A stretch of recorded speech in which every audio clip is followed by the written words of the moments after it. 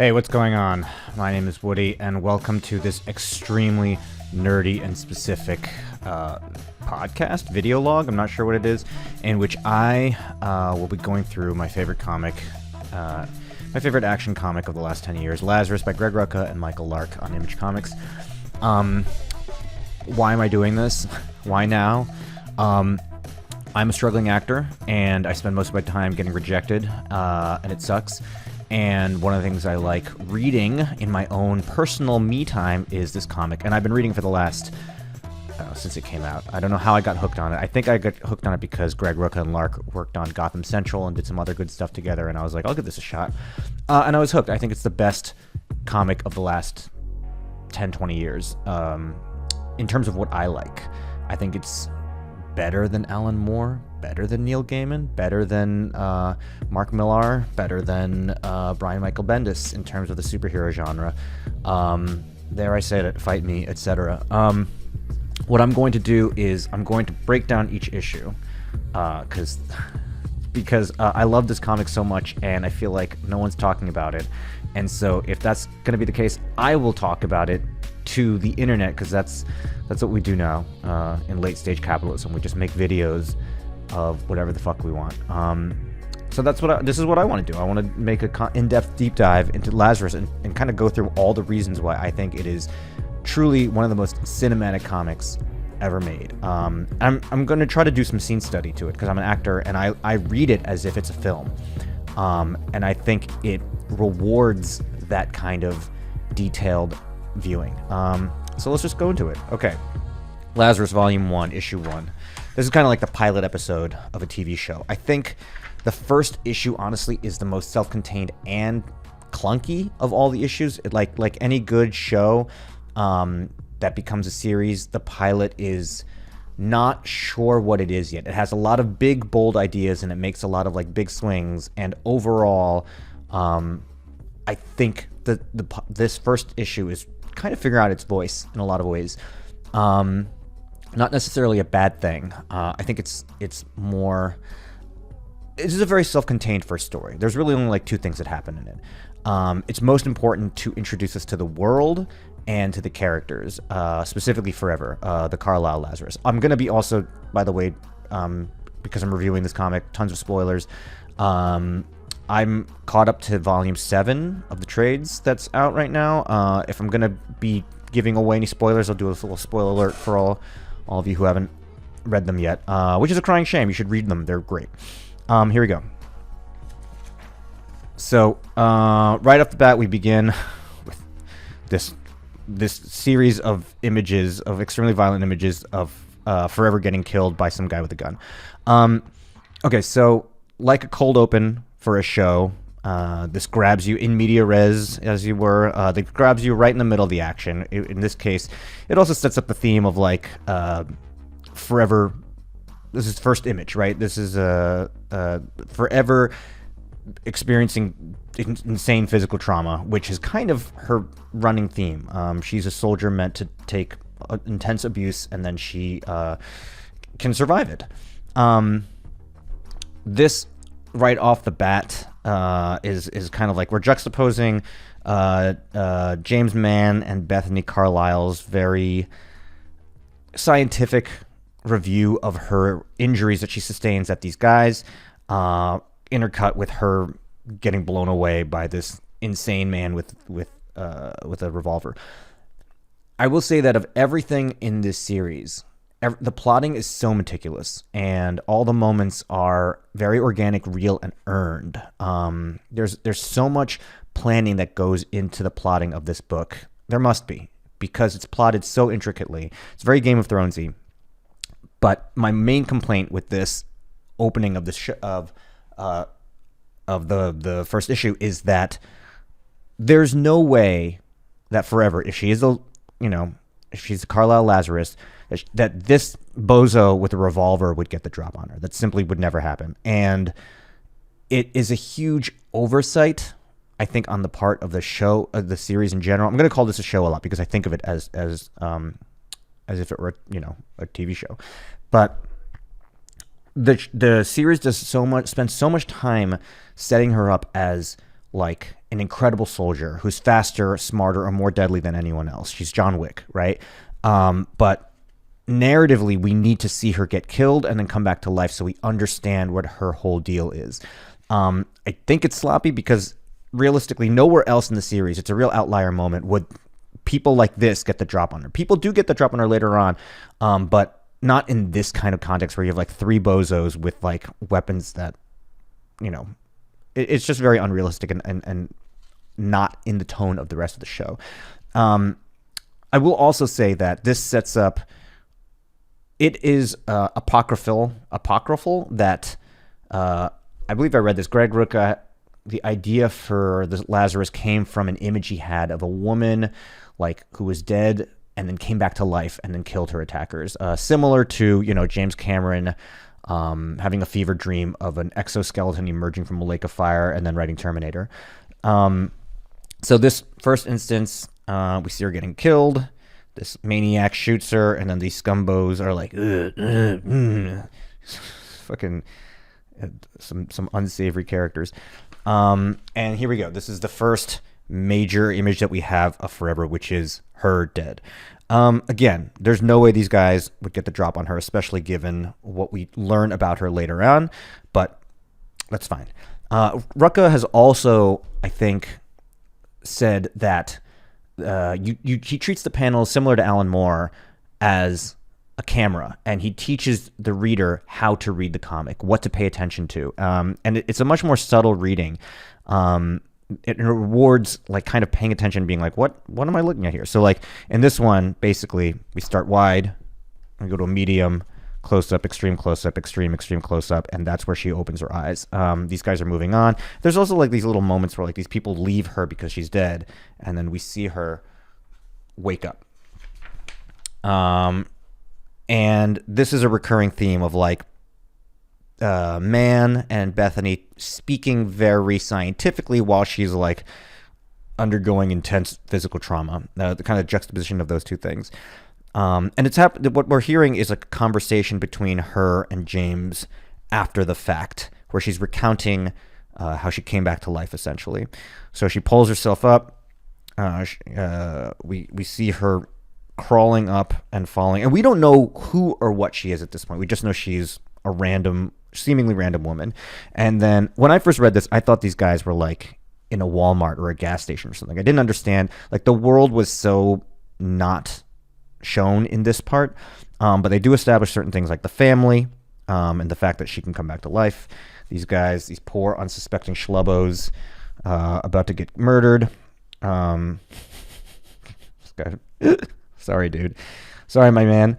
And this is our first action sequence, and like I said, Rucka teaches us how to read this comic, and I love it because there's no sound effects. Sound effects are used very rarely, especially not during action. It's very The Dark Knight, when in the Joker truck action sequence, it's all like diegetic sound.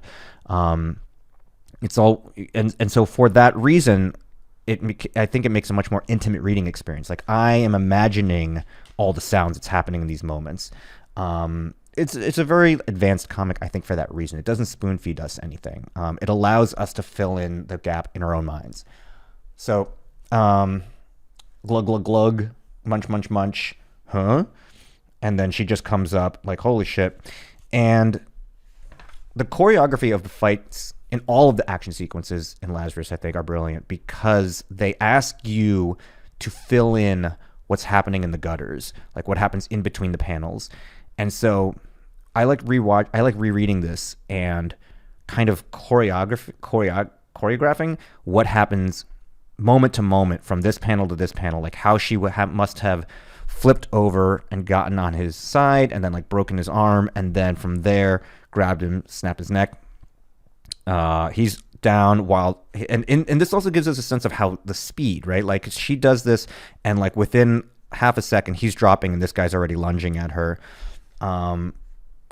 We see her reacting. She dodges out of the way. Now she's in between them, so you can kind of like imagine how this motion happens. So it's like, you know, it's very, the spatial relationships are always preserved. And And so this guy comes up. Oh no, someone's got the drop on her. Just kidding. She's really fast. And so there's a lot of things that we're being taught here, like her speed, her ruthlessness, her ability to like attack. She knows how to kill, right? And this all happens like, I mean, this is incredibly violent, and it's really just to like grab you at the top of the issue. This guy's down. This guy's face. Oh shit! What the fuck? I'm gonna die. There's lots of. This face is so great. It really illustrates the average person's reaction to a Lazarus, because it's all about myth making, right? The Lazarus is the main conceit of the series, and Rucka is great at this myth making, these moments, which are the small bricks of them are like moments like this guy's face, like oh, and the large moments are when they do things that loom larger than life, which we'll see later on. Grabs this guy's hand and then kills him with his own sword. I'm sorry, my guy. And then she stands there looking over. And so we're kind of left hanging in this moment. It's a great thing that happens with comics. It's also very cinematic. It's like right before the action sequence is James saying, Eve, your family has to know, meaning what did you do and how you felt. That's what he's asking her. And then we see what he's talking about. We see the whole action sequence. And then at the end of all this insane violence, he goes, I killed them, James. I killed all three of them. Just a nice little like coda to the action sequence. And here we are in the present. She's being overseen by James Mann, and she feels guilty, right? This is kind of her journey is breaking away from the family, and so we're kind of planting the seed for that here, her guilt about it. And a little bit of small world building here. James talks about the family, citizens, documented their serfs or waste, which we don't really get into right now. Talking about breaking into a family residence, what happens setting up that Eve has siblings, parents, and also maintaining her. This is kind of their relationship, right? He maintains her as if she's a Terminator.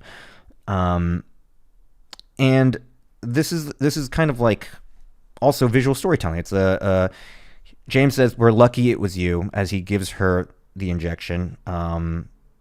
Not really luck. I mean, this panel kind of undercuts visually what he's talking about, because he's really saying, we designed you to do this, and he's managing her. He's maintaining her both physically as well as emotionally in this scene. So he's like he's pulling double duty. He's managing her on two levels. You guys get it. We're all in therapy. We understand. And she closes her eyes and says, maybe. This is a very simple thing. Like, if I'm an actor and I'm like, maybe, I'm considering it and I'm talking to you. But if I'm like, maybe, obviously I disagree. And it's great. It's like again, he's guiding us. He's using the panels as a camera to tell us what to focus on. And what is most important in this moment is her disagreeing and having a private moment of doubt about it, but having to agree with him verbally because she's conditioned to. And this is an interesting thing too that we're hinting at here, is that fundamentally, Forever is. I always think of all the Lazari, Forever. And Forever is obviously the alpha Lazarus. They're all emotionally teenagers, basically. So she's going through all these growing pains, and she doesn't know what's going on. She's having all these feelings. She's kind of going through puberty in a sense, because she's like, does everyone feel like this when they have to kill someone? Is this normal to feel like this? She's talking about her guilt and regret, and he goes, no, Eve, they don't. So this kind of illustrates, one, the family gaslighting her, and two, her like lack of connection with the world. Her understanding, her comprehension of the entire world is filtered through what her parents and family have told her. In this case, they're normalizing murder, because that's Forever's job. She has to basically murder people all the time. He goes, I'll give you something to help with it. Again, they have to maintain her with drugs and protocol, blah, blah. Setting up Jonah at Harvest 1.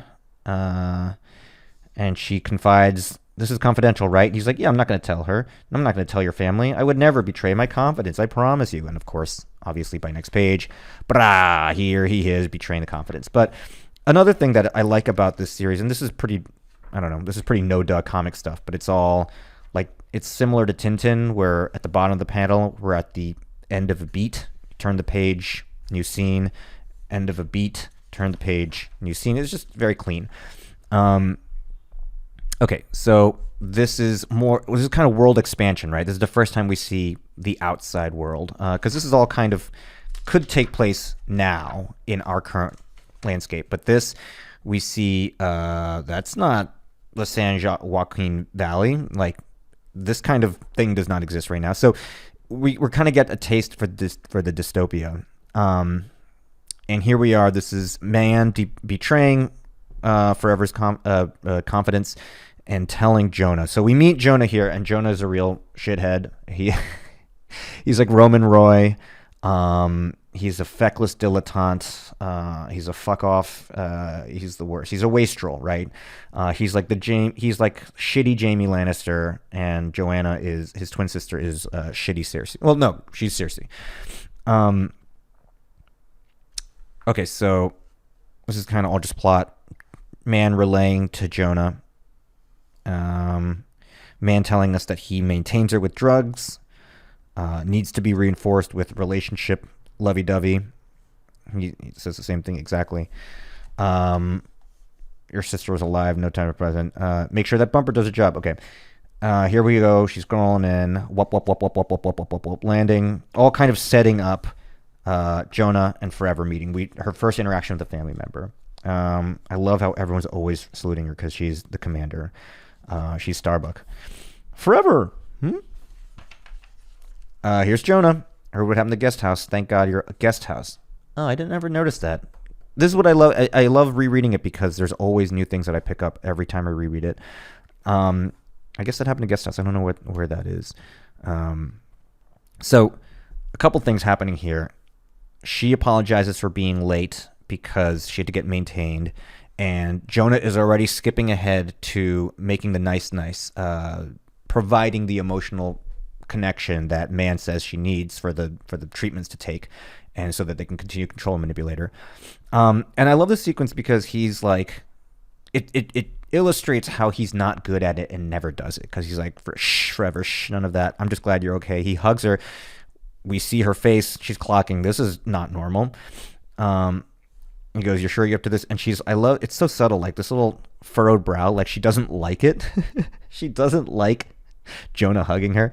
I go where my family needs me. He's like, she's so like ice layer. And he goes, "That's my sister." And so like, it's just kind of insidious and sinister. Like, he's like, "I did a good job." Jonah's like, "I friggin' I hugged her and I did my job. I'm a good boy." And she's like, "That was fucking weird, you creepo." All right, so now Rucka does this great thing a lot. It's very simple storytelling comic technique, which is just voiceover, essentially, right? So we're kind of getting a lay of what happened here. Why is Forever here? It's because this facility was broken into, presumably by Moray forces, which is another family. They describe it, and through this, it's all visual storytelling. She comes up, she inspects the bodies. We're in the aftermath of the attack. Then she looks in here, and we recognize that there's seed vaults. It says kale, romaine, and we understand that this is food. Like, this is an important, cachet of food. And she's kind of, and Forever does this a bunch in the series, is she's kind of like Sherlock-y and detective-y. She does a lot of figuring out based on observation. Another one of her kind of like training strengths. Okay, so she comes out.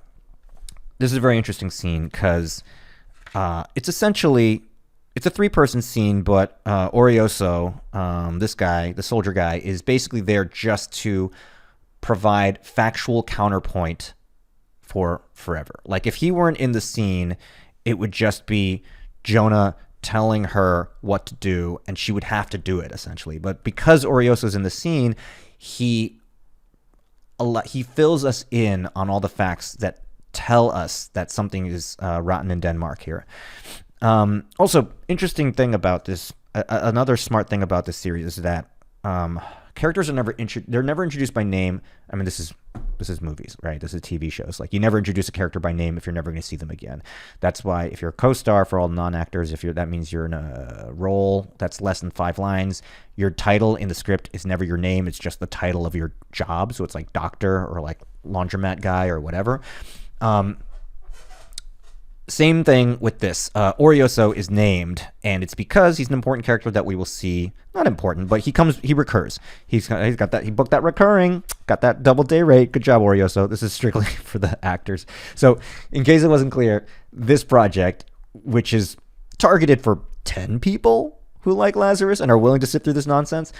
I'm now making jokes that are specifically for actors who read Lazarus. So it's like truly like for 3 people on planet Earth. Okay, this is just for me. So they're talking, you ran diagnostics, yes, no sign of them. And then Jonah is immediately pushing his agenda. It was shut down, not sabotaged, not hacked, which means we've been betrayed. She's like, that's not necessarily true. And Orioso is like, well, we knew you were attacked in the opening of the series of the pilot episode of this issue. She goes, no, I think these are different because this is waste, not soldiers, whereas this is all clearly the result of a calculated attack. We're positive as a Moray. We took one alive. I want to talk to her, and you can't.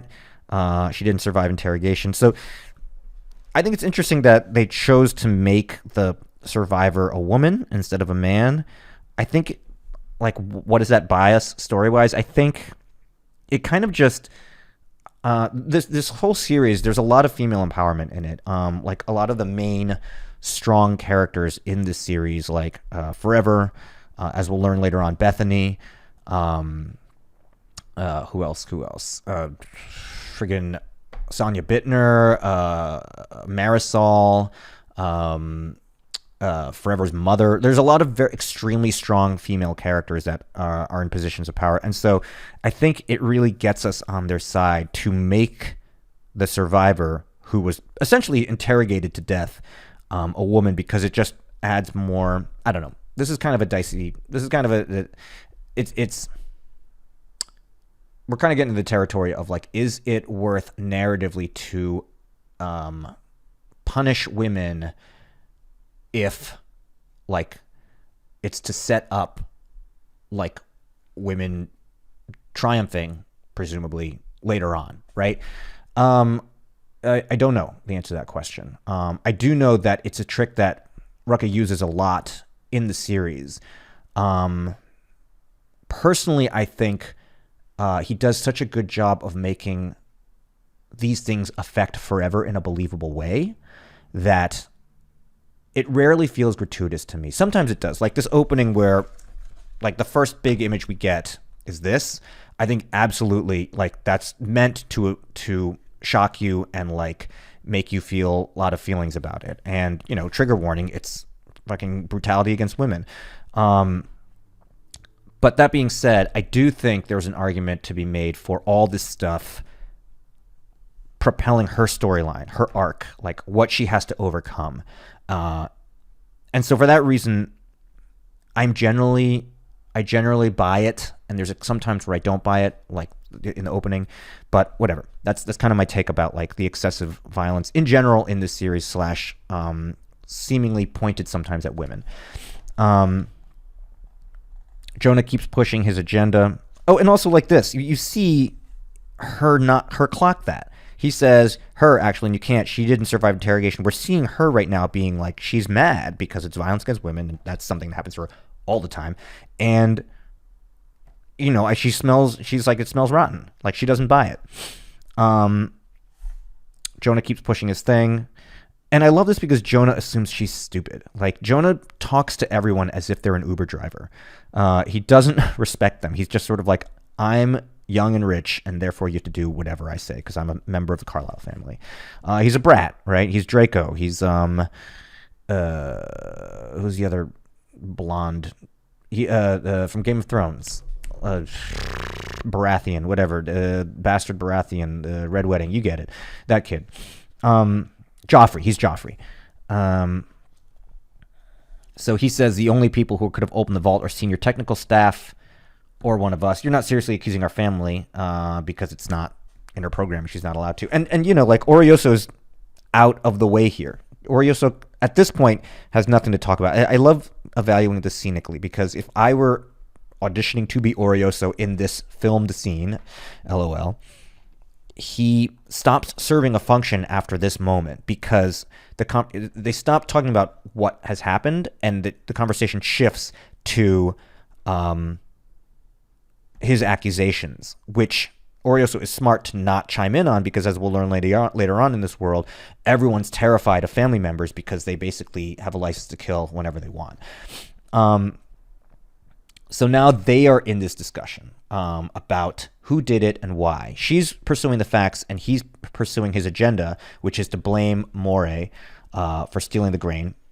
And he invokes his father. Our father would demand of you here. We have to send a message. You know what's expected of you. She knows this. It's in her programming, right? And there's this great moment, and this is the series in general uses these silent moments incredibly well. I think they always pinpoint a moment of change. And any good scene, as any actor or writer will tell you, hinges on change. Every scene is about someone convincing someone else of something, and one person usually wins. And there's a moment in which that change happens in the scene, and the better written it is, it happens later on in the scene. So so in this moment. This is the moment where he wins. He goes, he invokes the father and says, you know what's expected of you. And then he challenges her to refute it.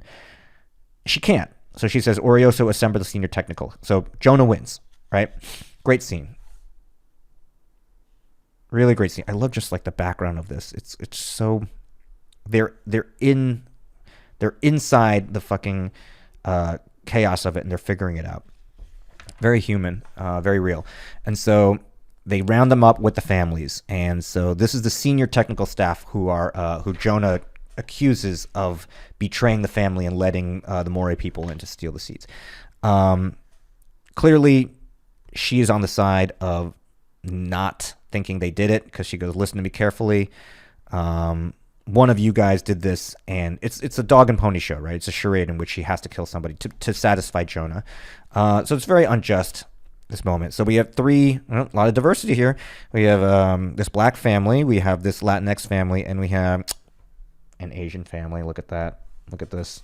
Hashtag AP, Asian pride, y'all. Right here. Brah, brah. What up, my Asian brother and sister? Hope you don't get murdered. So she goes, I have no choice but to execute all of you as to serve as a warning to others. And, again, this is using the frame to tell a story. She's saying this, and behind her we see Jonah as the puppet master. He's the reason this is all happening.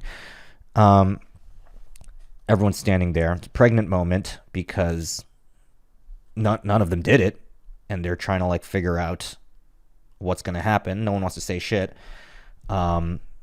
She doesn't want to make it happen. She doesn't want to push for it. And so, of course, it's Jonah who breaks the silence, says, fine, Sergeant, line them up, shoot them all. And she goes, wait. And she begs one last chance. And this guy, Katie Rosales, her dad. And Katie Rosales, also, we learn her name. She comes back again later. She helps Michael. He cops to it. She steps in because she knows it's bullshit. Everyone knows it's bullshit. It's a farce, right? It's a mockery of justice. He's copping to it. Jonah's like, you're done right. You know what to do. And again, this is similar to the challenge moment. He's giving her this look like, you have to do this. They pull her away. I just love these little moments. Like this moment here, this Asian family, like the kid is looking up to the dad. Like she's asking the dad, like, what just happened? What's going on? This very sad moment here, in which he knows he's about to get executed for no reason. He's martyring himself, obviously, for the family. It's quick and painless, or so I hear. I'm sorry it isn't. I speak from some experience because her whole thing is she dies and comes back to life. We learn a little bit about the Lazarus. And so now they have this private moment. I don't think Jonah's there, where she's able to articulate why this is unjust, right? Why would you throw your life away? And this is just a very simple storytelling thing. It's like he invokes, his reason is very clear. Like he invokes family. He's doing this to save his family for the same reason that she is obligated to her family and has to kill him now. Kind of a great dichotomy between like his family, his love-based family, and her control-based family. And this is another thing with the violence in this, is like this moment, we don't need to see this guy's brain fly out of his head, and we don't. It just cuts to the end of the issue. So like, and there's more dignity in that, right? Like this guy, we all like this guy. We don't want him to get killed, but we're kind of learning what the rules of this world are in this moment. And so he, you know, he gets killed, but we don't see it. And really what we see is how it affects her. Again, this is like why the violence is not, I don't think, gratuitous most of the time, because it's about how it lands on her, how it affects her. And then we cut back to Sequoia.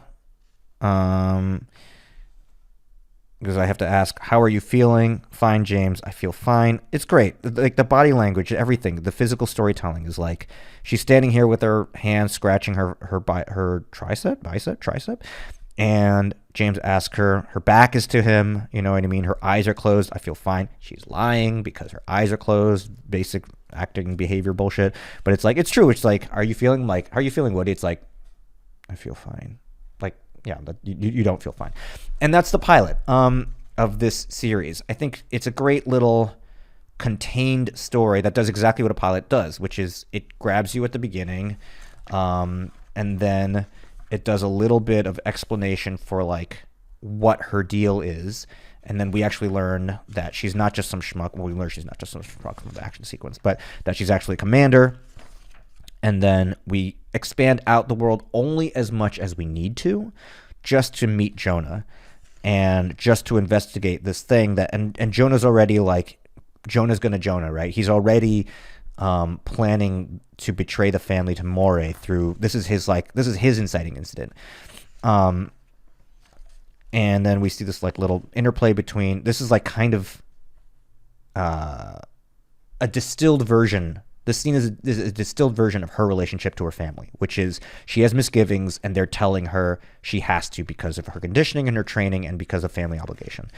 And this is her doing it, right? And sometimes it's for survival, like in the opening, and sometimes it's because a family member just told her to.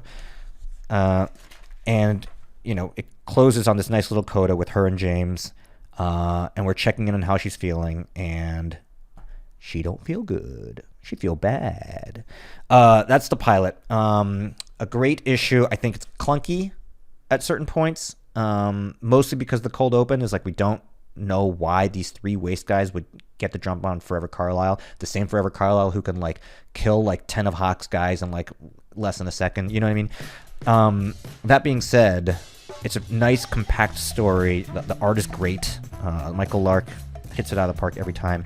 And it's a satisfying opening. And what's great about this series is that truly it gets better. Every issue, I think, becomes more confident and more subtle and more, the relationships get explored deeper. It just does a great thing of simultaneously going deeper and wider at the same time. Great series. That's issue 1. Yeah. Stay tuned to issue 2. Bye.